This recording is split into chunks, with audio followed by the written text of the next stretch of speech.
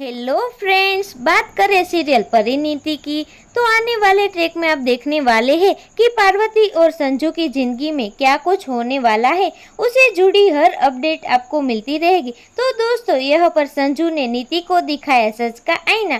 संजू नीति के साथ शादी नहीं करना चाहता और पार्वती के आगे पीछे घूमता नजर आ रहा है।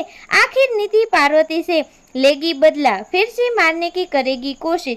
तो उसी बीच पार्वती के खिलाफ नीति ने की एक साजिश। पार्वती को कहा कि तुम्हारी माँ का पता नहीं चल रहा है।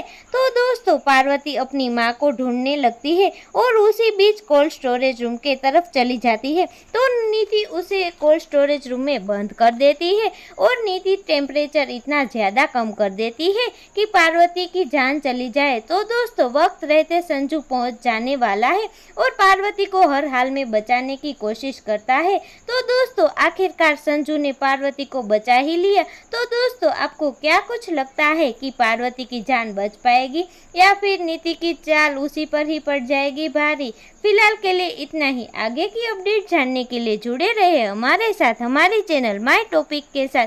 अगर न्यूज़ अच्छी लगे तो चैनल को लाइक, शेयर एंड सब्सक्राइब कर दीजिएगा।